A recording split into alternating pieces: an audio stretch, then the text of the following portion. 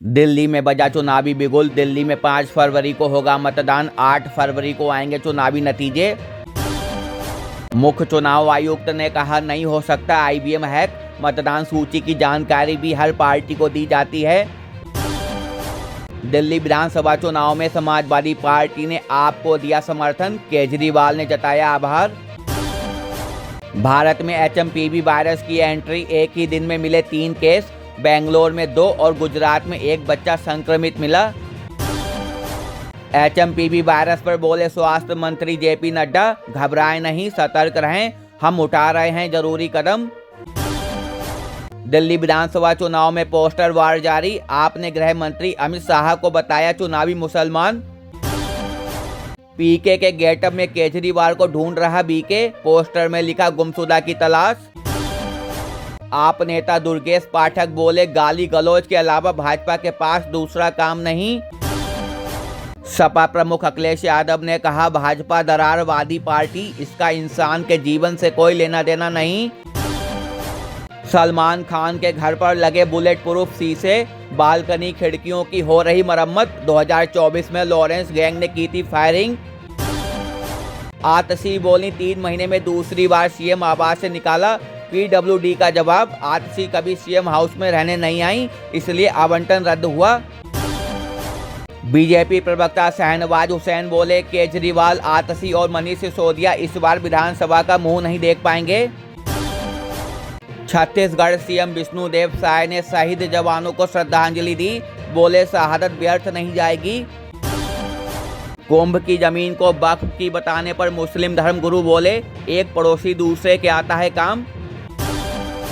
अमित शाह ने भारत पोल portal launch किया, बोले देश की अंतर्राष्ट्रीय जांच को एक नए युग में ले जाने की शुरुआत।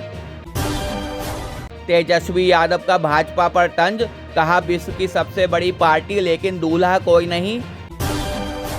आपकी पुजारी ग्रंथी सम्मान योजना को मरघट वाले बाबा मंदिर के पुजारी ने बताया चुनावी वादा।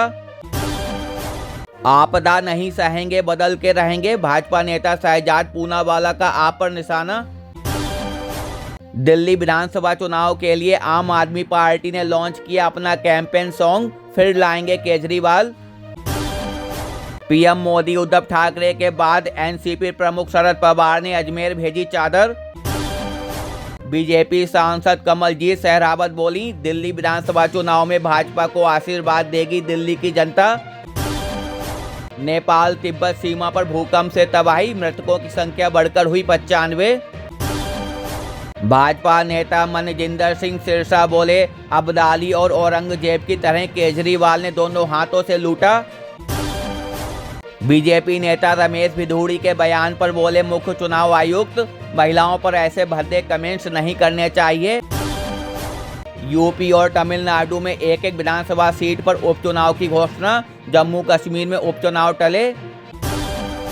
यूपी में शीतलहर का प्रकोप, कई जिलों में ऑरेंज अलर्ट जारी। कर्नाटक विधान परिषद में नेता प्रतिपक्ष सी नारायण स्वामी ने कहा कर्नाटक में फेल हुई प्यारी दीदी योजना।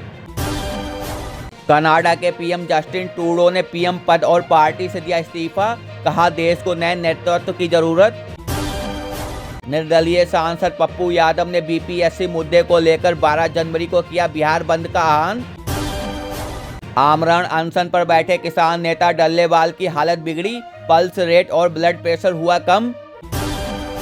भाजपा नेता सतीश उपाध्याय बोले गलत काम नहीं किया तो क्यों डरते हैं केजरीवाल। नई दिल्ली रेलवे स्टेशन पर रेल मंत्री अश्विनी वैष्णव ने की कुलियों और टैक्सी ऑटो चालकों से मुलाकात। इस दौरान अश्विनी वैष्णव ने पार्किंग शुल्क को आधा करने और स्टेशन पर एक आराम घर बनाने का वादा किया। रेल मंत्री अश्विनी वैष्णव ने लॉन्च किया सरकारी कैलेंडर, इस बार जन भागीदारी से जन कल्याण है मुख्य थीम। कांग्रेस नेता तारिक अनवर बोले जब भाजपा कमजोर होती है तो वह सीबीआई ईडी का करती है इस्तेमाल।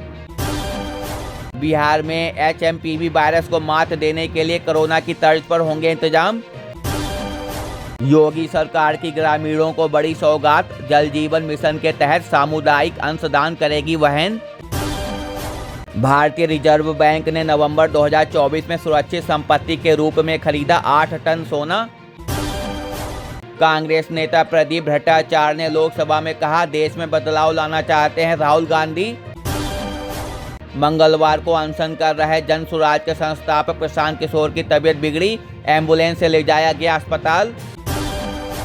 तालिबान प्रशासन का दावा, पाकिस्तान ने 800 अफगान प्रवासियों को हिरासत में लिया। माइक्रोसॉफ्ट भारत में एआई और क्लाउड इंफ्रास्ट्रक्चर में करेगा $3 अरब का निवेश। अयोध्या की मिल्कीपुर सीट पर उपचुनाव के लिए 5 फरवरी को मतदान। सऊदी अरब में भारी बारिश, मक्का और मदीना में सड़कें पानी से लबालब, ट्रैफिक जाम में फंसे लोग। सुप्रीम कोर्ट बोला, झारखंड विधानसभा की सबसे बड़ी विपक्षी पार्टी 2 हफ्ते में नेता प्रतिपक्ष नॉमिनेट करे। एलपीजी कनेक्शन की संख्या पिछले 10 साल में दोगुनी होकर 32.83 करोड़ हुई। योगी सरकार के दिव्य भव्य और स्वच्छ महाकुंभ का संदेश जन जन तक पहुंचाने के लिए निकली स्वच्छता रथ यात्रा।